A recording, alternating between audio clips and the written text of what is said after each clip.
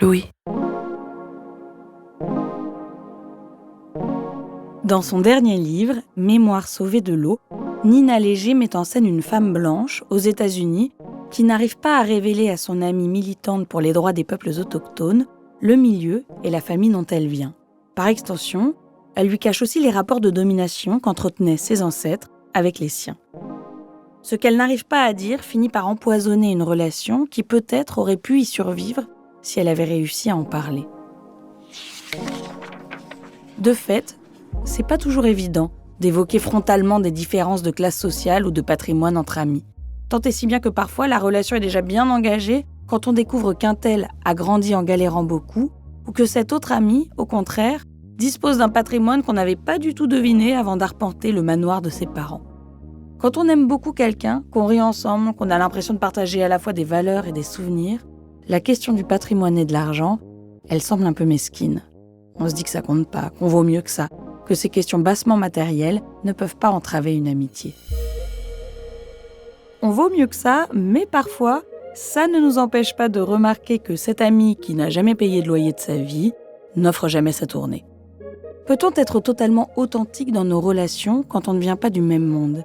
Et sinon, est-ce que maintenir l'illusion que le patrimoine entre nous, ça ne compte pas, est le seul moyen de préserver certains liens ? Qu'est-ce que ces non-dits, ces silences autour de ces questions font à nos amitiés et peuvent-elles toujours y survivre ? Je suis Marie Misset, bienvenue dans Émotion. Émotion. Je me suis sentie soulagée, j'arrivais à trouver les gens qui parlent de ce que moi je vis. Ça me fait rire, ça me fait rire. Là, il y a les lumières, elles se sont allumées à tous les étages. J'ai tellement adoré que je me suis dit, et j'en veux encore. Mais j'avais pas vu venir ça du tout, mais quoi ? Mais je suis à fond. Émotion. Émotion. Émotion.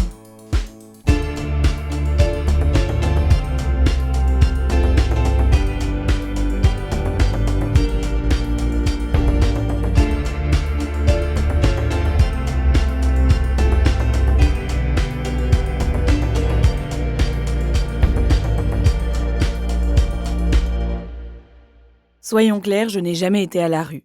Et je vais vous parler d'un point de vue de privilégié, comme les gens de cet épisode. On m'a transmis ce qu'on appelle un capital culturel, et j'ai grandi entourée de gens très à l'aise. Mais pendant ma vingtaine, j'ai pas mal galéré financièrement, et mes parents n'avaient pas du tout les moyens de m'aider. J'étais en stage ou en CDD à mi-temps dans la culture, autant dire que je gagnais rien. J'empruntais tout le temps, à tout le monde, et parfois j'avais honte de m'acheter des trucs devant certains amis, à qui je disais pourtant si souvent que j'étais à la dèche. D'autant plus honte qu'il est arrivé qu'on me le fasse remarquer. Et vraiment, chaque fois qu'on m'a dit quelque chose sur des sous que je dépensais alors que je les avais pas, j'ai pensé des trucs comme « mais comment il ose, lui, alors que ses parents payent son loyer ?» ou alors « mais elle sait pas ce que c'est, elle, d'être en stress à cause de l'argent. » J'étais jalouse de ceux qui avaient une sécurité offerte par leur famille. Il y a des gens qui font comme moi, qui empruntent, qui mettent du temps à rembourser, qui sont un peu bancales, et d'autres qui font comme Nola, qui m'a laissé un vocal en allant au boulot, pour ne pas avoir à se retrouver dans ce genre de situation. Parce qu'au resto, on sait qu'on ne veut pas manger dehors, alors qu'un verre, on peut manger chez soi avant et on prendra juste un petit verre et ça va passer financièrement. La crainte, c'est à chaque fois on partage, c'est plus simple.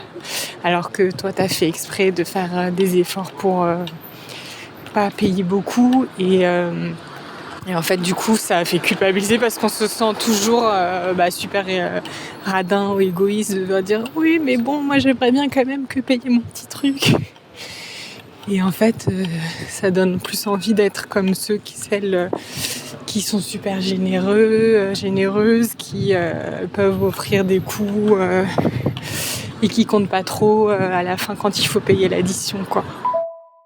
Ce qui nous rassemble en tout cas avec la Nola d'aujourd'hui et la moi d'hier, car je suis un petit peu plus à l'aise à présent, c'est qu'on préfère que cette conversation n'ait pas lieu et qu'on reste ensemble dans l'illusion que ces questions triviales n'existent pas entre nous, parce que ça gêne et que ça réveille honte, colère ou jalousie.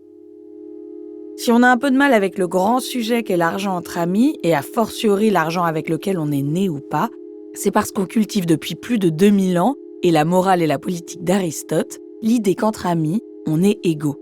Aristote écrit même que l'égalité est une condition essentielle à l'amitié. Alors bien sûr, il dit pas il faut disposer du même patrimoine, sinon l'amitié ça marche pas. Mais l'idée, c'est quand même que les rapports de domination, les rapports hiérarchiques qui stratifient la société n'entrent pas dans nos relations amicales.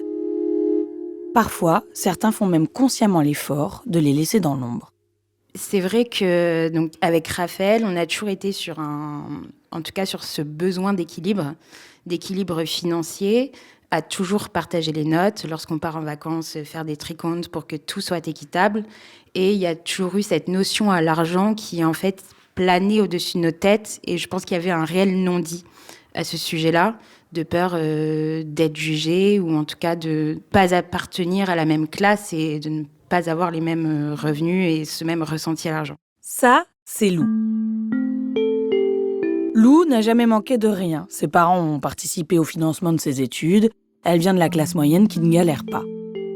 Si l'argent est un sujet qu'elle prend avec des pincettes avec son ami Raphaël, c'est parce que Raphaël, elle, a hérité d'un patrimoine très conséquent de sa grand-mère. Elles évitent soigneusement le sujet, donc, jusqu'à ce qu'elles décident de monter un projet professionnel commun entre 4 amis proches.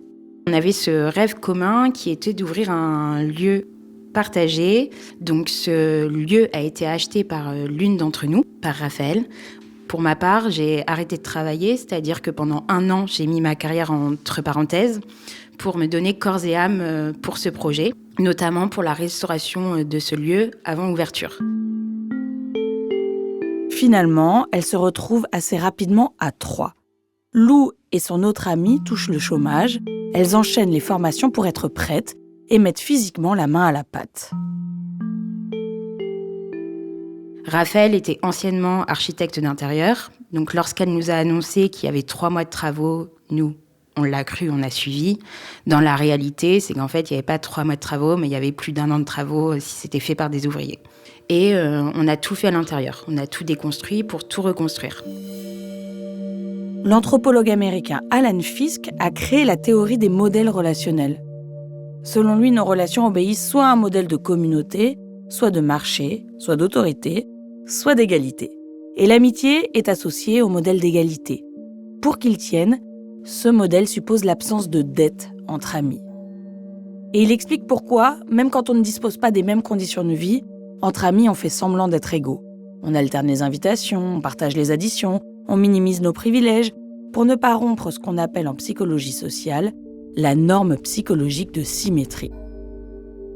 Ce modèle n'exige pas une égalité stricte de moyens, mais une égalité perçue dans la réciprocité. Alors sans doute un peu pour ne pas se sentir en dette vis-à-vis de Raphaël, Lou et son autre amie paient les charges du lieu et surtout, elles s'investissent à fond dans le projet pour retrouver un équilibre symbolique. Et la différence entre nous, c'est que nous, et le parallèle, nous, on mettait également tout sur la table, pas d'un point de vue financier, mais d'un point de vue plutôt de sacrifice. C'est-à-dire que pendant 1 an, j'ai un manque à gagner parce que je ne travaille plus. Pendant 1 an, je me donne corps et âme sur ce projet, du matin au soir. J'effectue des formations, je monte toute une stratégie, tout un business plan. Je me donne corps et âme dans le chantier, je me blesse au doigt, je suis opérée et aujourd'hui, je ne retrouve pas la mobilité complète de mon doigt. Lou passe sa vie sur le chantier pour qu'il avance plus vite. Elle mobilise son père, ses amis. Le temps passe, le temps presse aussi, pour que le projet soit viable. Et pendant ce temps-là, selon Lou, Raphaël, qui a peut-être l'impression qu'elle a fait sa part du marché, passe en coup de vent et s'éclipse de plus en plus souvent. Très vite, elle a disparu du chantier, ou s'octroyer des moments de pause, ou des moments d'absence, ou en tout cas, elle n'était pas à fond. Nous étions plus investis dans la réalisation de ce chantier, dans l'avancement du chantier. En revanche, là où le déséquilibre s'est senti, c'est dans la prise de décision. C'est-à-dire que ce lieu lui appartenant, elle avait tendance à nous rappeler que c'était chez elle qu'elle ferait bien ce qu'elle souhaite de ce lieu. Et selon moi, on avait quand même un intérêt commun à se sentir chez nous. Le rapport qui s'installe peu à peu entre Raphaël et Lou ne correspond pas à ce que Lou avait imaginé. Une grande aventure commune où l'on galère certes ensemble, mais où ça crée des liens. Alors que le projet avance, les liens, au contraire, commencent à se distendre. Je pense que le ressentiment monte au fur et à mesure des mois et au fur et à mesure où on construit ce projet. Après, voilà, il s'agit d'un projet rêvé, un projet entrepreneurial dans lequel je le sais qu'on n'est pas tous équitables et qu'on ne le sera jamais. Donc je pense que je ferme les yeux. Cette manière de fermer les yeux pour préserver une amitié, elle est assez courante. En 1987, la sociologue Anne Gottman s'est lancée dans une grande enquête sur l'héritage et les héritiers. Et cette enquête, elle n'est pas sortie de son chapeau. Moi, je sais que ce qui a déclenché cette enquête, c'est que j'ai hérité de ma mère assez jeune et je me suis trouvée au milieu de mes collègues en train de me dire « Ouh là là, je suis toute seule ». Et pourtant, comme j'étais sociologue, je me dis « Ça ne doit pas arriver qu'à moi ». Il doit y avoir plein de gens autour de moi à qui c'est arrivé, mais je n'en ai rien su.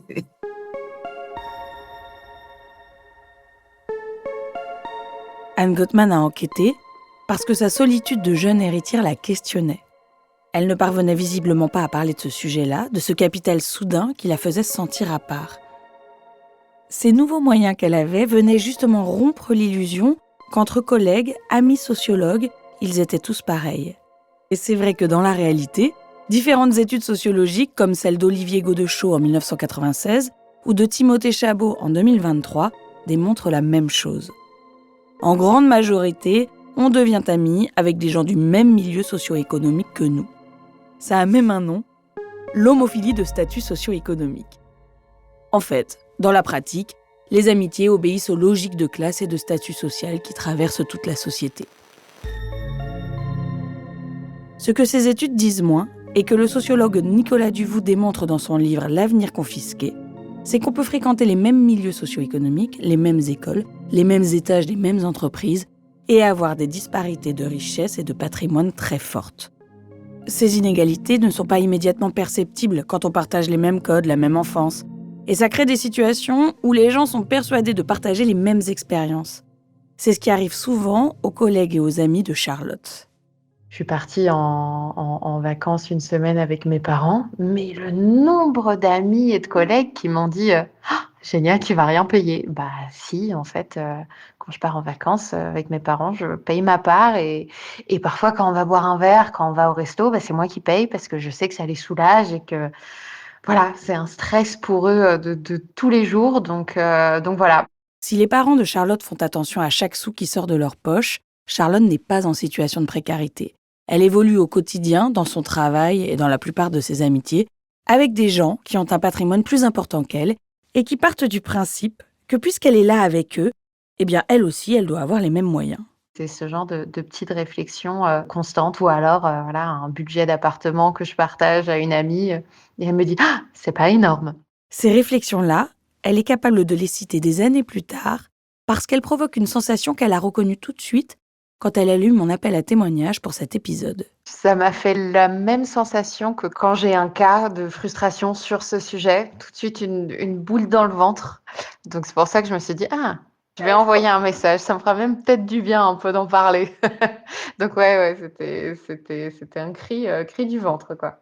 Si son ventre crie, c'est que Charlotte a vécu une histoire économique un peu particulière. Ses parents ont connu le déclassement. Mes parents viennent pas de familles aisées, ils ont démarré leur entreprise à 2, ça a très bien fonctionné, donc voilà, ils sont installés dans une maison, dans un coin de banlieue assez huppé, enfin, en tout cas c'est cher, donc c'est pas accessible à tous. La famille de Charlotte vit dans une véritable aisance pendant quelque temps, jusqu'à ce que l'entreprise connaisse des difficultés. Ses parents n'ont pas de filet de sécurité, puisqu'ils viennent de familles où il n'y a pas vraiment de capital, et la situation change petit à petit. Ils ont dû fermer, liquidation, et effectivement, ils ont pu rester dans cette zone avec cette maison, mais voilà, comme ma mère, elle le dit parfois, elle dit « Je pense qu'on est les seuls du quartier ou même de la commune à n'avoir qu'une voiture. On est les seuls qui vont à Lidl, en fait, pour faire les courses. » Voilà. J'ai eu des amis qui m'ont dit « Oh non, quelle horreur !» Voilà. Vraiment du dégoût.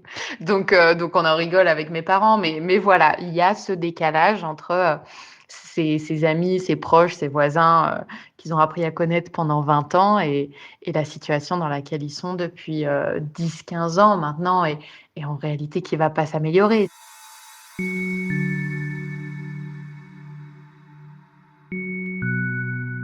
Résultat donc, leurs cercles sociaux sont restés sensiblement les mêmes qu'avant. Et parfois, elle prend ce décalage socio-économique de plein fouet. Ça lui tord un peu le ventre et ça la renvoie à des sentiments qu'on a un peu de mal à exprimer entre amis. Dans Les marchandises émotionnelles, l'authenticité au temps du capitalisme, qu'elle a publié en 2019, la sociologue Eva Illouz explique qu'il y a une injonction moderne à la lucidité émotionnelle et à la maîtrise de soi, qui valorise la transparence, l'empathie, et marginalise les émotions destructrices, comme au hasard, la colère ou l'envie. Ne pas les maîtriser, c'est donc un peu la honte. Mais le problème, c'est que si ces sentiments commencent à prendre une trop grande place dans la relation, soit on est un peu moins authentique, car on renonce à exprimer certaines choses, on n'est plus vraiment nous-mêmes, dans une relation pourtant censée nous prendre comme on est, soit on ne peut plus faire vivre cette illusion, on n'en a tout simplement pas les moyens, et les liens se rompent, comme pour Nola. Là, j'avais des potes qui m'ont proposé un week-end au Havre. Je les vois pas très souvent, donc ça m'aurait fait plaisir de passer un week-end ensemble. Mais en fait, se dire le billet de train, le Airbnb, après je sais qu'ils vont plutôt être en mode resto.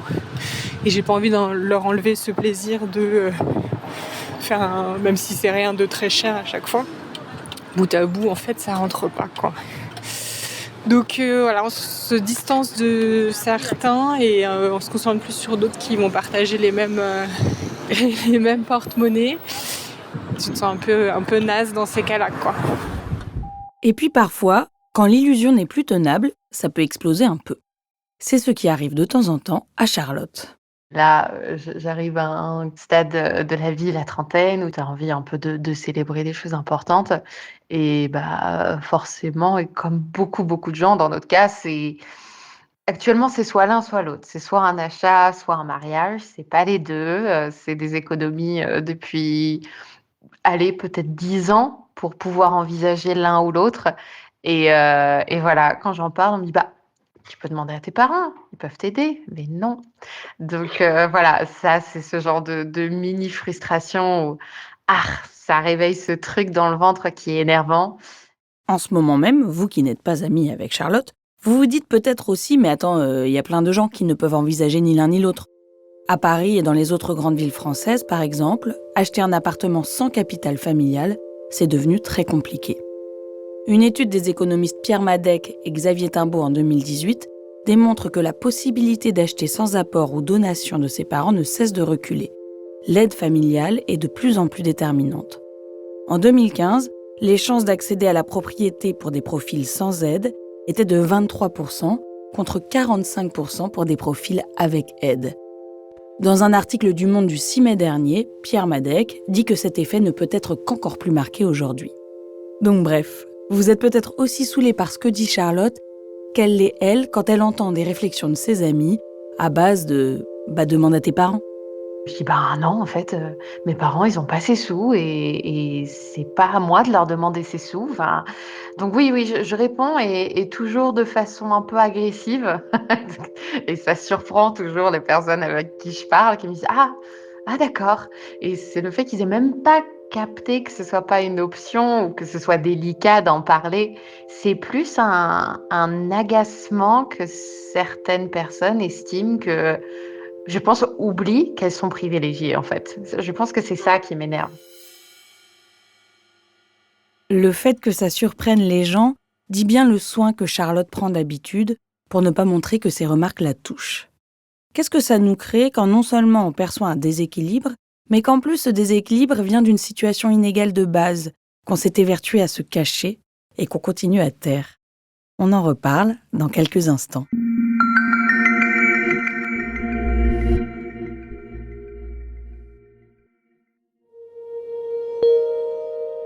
Tout à l'heure, Lou a utilisé un mot, le ressentiment. Ce sont ces petites phrases que l'on se répète sans oser le dire à tel ou tel ami. Toi, tu peux te permettre de ne pas travailler parce que tes parents seront toujours là pour t'aider. Là où moi, j'ai toujours peur de manquer. D'après le philosophe allemand Max Scheler, qui a quand même écrit tout un livre sur le sujet du ressentiment, c'est une émotion sociale ou de comparaison. C'est-à-dire qu'elle naît quand on se sent inférieur ou lésé dans une situation, mais qu'on ne peut pas le reconnaître ouvertement. Il en parle comme d'une rancune durable née d'une impuissance à agir, une colère rentrée qui se transforme en amertume, face à une injustice qu'on peut ni réparer ni oublier. Bien sûr qu'il y a de la jalousie et c'est pas agréable à reconnaître. Alors tu caches la jalousie derrière plein de choses. Tu peux dire non mais moi je suis fière, j'ai tout fait moi-même, moi je dois rien à personne. Donc voilà, t'essayes et c'est pas contradictoire, il y a les deux.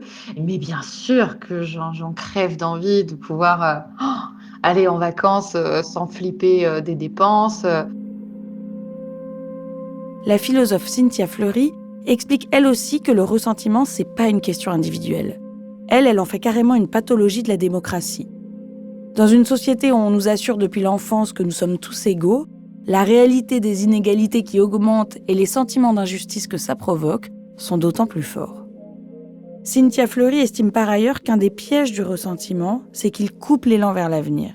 Et c'est là que le sociologue Nicolas Duvaux rencontre la philosophe. Dans son livre « L'avenir confisqué », il parle de la synthèse projective, c'est-à-dire la capacité des individus à se projeter dans l'avenir. Elle est étroitement liée à leurs ressources matérielles et à leur patrimoine. La sociologue Anne Gottman, qui s'est interrogée sur l'héritage après en avoir reçu un, dit avoir ressenti exactement ça. Ce que j'ai senti, et ça les héritiers à l'époque en parlaient beaucoup, c'est l'élément sécurité. C'est-à-dire que par rapport à mes collègues, on avait des boulots plus ou moins stables, plus ou moins rémunérateurs, etc. Moi, j'avais une sécurité qui me mettait complètement à part, dans ma tête. Parce que en cas de coup dur, moi, j'ai pas de soucis. Nicolas Duvaux insiste sur le fait que beaucoup plus que le seul revenu salarial ou le statut professionnel, c'est le patrimoine qui est le critère décisif pour comprendre notre véritable position sociale et donc notre capacité à se projeter dans l'avenir. On n'envisage pas l'avenir pareil quand on sait qu'on peut s'arrêter de bosser quelque temps pour envisager une reconversion, parce qu'on aura toujours un toit sur la tête ou un héritage à venir. Et ça vient parfois creuser l'écart dans une relation parce que ça crée de l'incompréhension, comme entre Lou et Raphaël. Alors que pour Lou, le ressentiment s'est accumulé pendant toute l'année, elles partent ensemble en vacances, ce qui cristallise les tensions. Je pense que l'on part en vacances dans une relation qui est complètement déséquilibrée, avec beaucoup de rancune. Effectivement, lors des vacances chez mes parents, je pense que je suis frappée et choquée par son comportement et la manière dont elle apprivoise les choses. C'est-à-dire que pour moi, on est chez mes parents, je descends avec elle, une autre amie, mon copain. On est tous là, mes parents sont ravis de nous accueillir, mais lorsqu'on vit en communauté, on partage et on aide. Et chose qui n'est pas le cas pour elle, où j'ai l'impression que tout lui est dû. Et donc, la tension monte entre nous, au sein de notre groupe d'amis, avec mon copain. Peut-être que Lou n'aurait pas perçu ça chez Raphaël si cette question d'argent, de patrimoine, d'héritage n'avait pas fait irruption dans leur relation au fur et à mesure de l'année. Et la situation finit par exploser à la rentrée. Alors que le lieu est presque prêt, qu'il doit ouvrir dans 1 mois, Lou et son autre amie avec qui le projet est monté reçoivent un texto. Donc elle nous envoie un message un soir à 21h30 en nous disant qu'elle a peur de nous, qu'elle se sent très malheureuse et qu'elle souhaite nous parler de la suite parce qu'elle ne peut pas continuer en ce sens. Raphaël comprend visiblement qu'on lui en veut. Lou, qui ronge son frein depuis des mois parce qu'elle a son objectif en tête, entend surtout que ce projet, pour lequel elle a tout donné depuis des mois, est en train de s'effondrer. À ce moment-là, moi, je me sens juste en danger et je me dis, oula, le projet va s'arrêter, elle veut qu'on se voit demain. Donc, on a rendez-vous le lendemain matin, rendez-vous qu'elle n'a pas honoré. S'ensuit de ça des tentatives d'appel de notre part, de messages, et en fait, elle finit juste par nous écrire en nous disant qu'elle n'arrive pas à sortir de son lit, qu'elle pleure depuis la veille et qu'on ne comprend pas et qu'on ne se remettra jamais en question, mais qu'elle a peur de nous. Quelques jours plus tard, elles finissent par réussir à se voir, mais le dialogue ne se fait pas. On se retrouve à ce café, elle pleure, elle tremble, elle nous dit qu'elle vit un 2e deuil, ce à quoi on s'interroge et on lui demande pourquoi elle nous dit ça. Quel est le rapport avec le projet, quel est le rapport avec la situation ? Est-ce qu'elle rapproche le deuil au fait qu'on lui fait peur ? Enfin, on ne sait pas, on ne comprend pas où elle veut en venir. Et c'est là où elle nous parle de la vente de ce bien, qui en fait prend trop de place pour elle. Vendre ce bien, en acheter un autre en parallèle des travaux et du montage de cette société devient trop important pour elle. Après leurs vacances communes, Raphaël avait dû s'occuper de la vente d'un bien immobilier important faisant partie de son héritage. Raphaël leur explique que c'est financièrement beaucoup de choses à gérer en même temps, qu'elle a peur de se retrouver sans rien, qu'elle a pris trop de risques, des considérations un petit peu compliquées à prendre en compte pour Lou et son ami. Nous, on ne le comprend pas parce que c'était son choix que de vendre ce bien. C'est son choix que d'acheter un nouveau bien et c'était également son choix d'acheter ce lieu que nous avons restauré pendant 1 an de manière gracieuse pour exploiter nos activités respectives, mais également monter un projet entrepreneurial et amical ensemble. Lou et son autre amie souhaiteraient parler de leur projet, de l'investissement qu'elles y ont mis, de l'année passée à bosser gratuitement. Raphaël, elle, est stressée par sa situation financière. Elle évoque son impression d'être incomprise et elle parle peu de leur projet entrepreneurial, ce qui pour les deux autres est le cœur de la discussion et surtout ce qui les angoisse le plus. Elles n'ont pas du tout le même rapport à cette entreprise commune. Raphaël leur annonce d'ailleurs que le mieux, c'est sans doute de tout arrêter. Et effectivement, lorsqu'elle nous annonce ce souhait d'arrêter, ou en tout cas de mettre en pause le montage de cette société, je pense qu'elle ne prend pas l'impact de la situation, parce que pour elle, c'est un changement de décision, changement de cap, et ce n'est que reporter l'issue du projet, mais pour nous, on le vit comme un effondrement, parce qu'en fait, on a passé 1 an de notre vie à tout mettre en place dans ce projet. Ça a été 1 an de sacrifice, ça a été 1 an d'engagement total. Et elle ne voit pas. Elle nous dit juste, on s'arrête avant de débuter. À l'issue de cette discussion, et d'une autre qui suivra, le constat de Lou est sans appel. Mais en fait, la discussion, ce ne sera jamais une discussion parce qu'il est impossible de parler avec elle. On ne parle pas le même langage. Donc en fait, la finalité, elle est là, le projet s'arrête et t'as juste perdu 1 an de ta vie.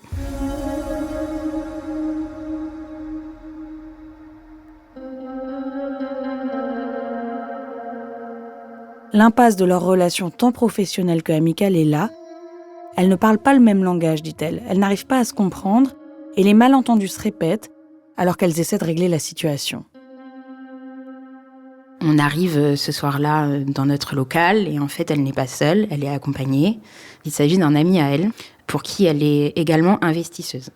Et ce qu'il en retient, c'est ce qu'elle lui a dit, c'est que nous souhaitons arrêter le projet et que nous en voulons à son argent.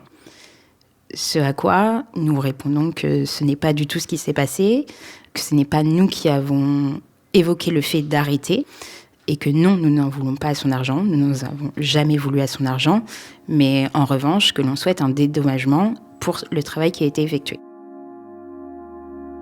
J'ai repensé au modèle relationnel proposé par Alan Fisk. Ici, leur relation est devenue en partie professionnelle et se retrouve à cheval entre le modèle de l'égalité et celui du marché. Dans ce modèle, les relations sont régies par la proportion, la valeur et la mesure. C'est-à-dire qu'on compare, on évalue, on calcule ce que chacun vaut ou apporte. Et quand on passe d'un modèle à l'autre, les risques sont importants. L'amitié qui repose normalement sur la réciprocité symbolique bascule alors dans la mesure, dans la comparaison comptable. Le temps d'investissement pour un projet commun devient du temps de travail non payé. Et c'est souvent à ce moment-là que la gêne s'installe. D'ailleurs, s'il y a une chose que Lou regrette, c'est de ne pas avoir séparé ces 2 types de relations au début de leur collaboration. Là où on a fait l'erreur, je pense que c'est que la confiance était telle entre nous qu'on n'a rien acté par écrit. C'est-à-dire que tout s'est fait d'un point de vue oral. Il n'y a pas eu de contrat signé, mais le contrat était oral. Pendant toutes les conversations qui suivent, les malentendus se poursuivent. Notamment parce que Lou veut parler de leur relation professionnelle, alors que Raphaël veut parler de leur lien amical.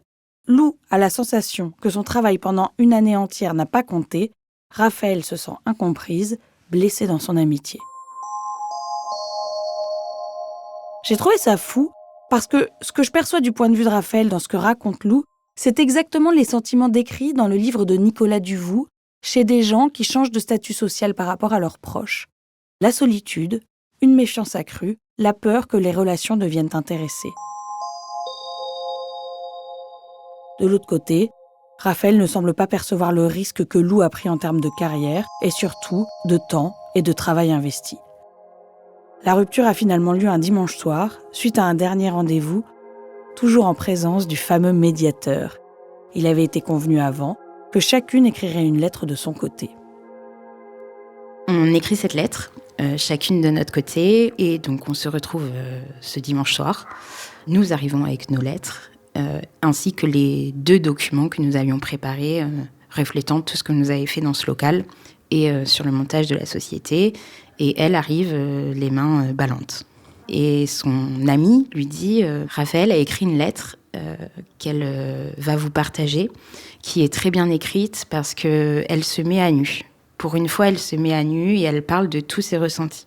Je l'entends, je le comprends, mais ce à quoi je dis « J'ai écrit une lettre, mais comme je l'ai dit la dernière fois, ça ne parle pas d'une amie à une amie, mais plutôt d'une associée à une associée. Donc si ta lettre parle seulement de tes ressentis amicaux, dans ce cas, je préfère ne pas la lire tout de suite et la lire à la fin de notre discussion, mais plutôt traiter du sujet réel qui est ce projet. » Ce à quoi elle quitte la table et on ne la reverra plus jamais. Cette incompréhension mutuelle, elle fait écho au livre de Cynthia Fleury sur le ressentiment, qui dit aussi qu'il a un effet sur l'empathie. En 2013, il y a une étude qui a fait date qui traite de l'empathie entre milieux sociaux. 2 chercheuses en psychologie sociale ont créé un concept, l'empathie sélective. Elles s'appellent Suzanne Fiske et Mina Sikara, et elle y démontre que l'empathie décroît avec la distance sociale perçue. On a moins d'empathie pour des gens qui ne font pas partie des mêmes milieux sociaux que nous, et ce déficit d'empathie alimente la rancune mutuelle. On peut imaginer que dans le cas de Lou et Raphaël, la distance sociale perçue a augmenté considérablement au cours de l'année où elles ont collaboré ensemble. D'ailleurs, Lou le dit elle-même, elle s'est un petit peu coupée de ses émotions. Alors c'est vrai que je parle pas beaucoup d'émotions. Je pense que depuis le début, j'essaie de vraiment scinder, comme je le dis, l'associé de l'amitié. C'est une manière à moi aussi de me protéger et de me dire que tu ne t'es pas pris un mur au bout d'1 an. Après, si, l'émotion, elle est là et elle est telle. Et en fait, à vouloir construire ce rêve et mettre à profit ce projet, j'en perds une amie. Reste que dans cette histoire, elles ont probablement toutes les 2 perdu une amie, mais que Lou a l'impression d'avoir aussi pris un risque pour rien. Un risque qu'elle ne pourra pas reprendre demain, car elle n'en a pas les moyens. Dans nos amitiés, dans nos relations affectives, partons du principe qu'on part pas tous du même endroit, de la même ligne de départ. On sait souvent adapter nos mots à ce que l'autre a vécu.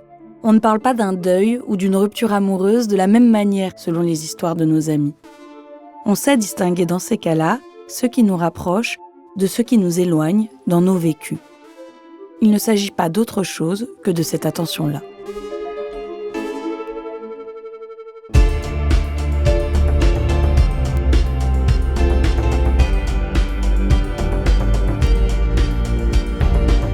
Je suis Marie Misset et vous venez d'écouter Émotion, un podcast de Louis Média. J'ai tourné, écrit et monté cet épisode. La réalisation sonore est de Guillaume Giraud. Elsa Berthaud est en charge de la production. On espère que cet épisode permettra d'ouvrir des conversations autour de vous. N'hésitez pas à nous écrire pour nous dire ce que vous en avez pensé et n'oubliez pas les petites étoiles sur votre plateforme d'écoute préférée. À bientôt!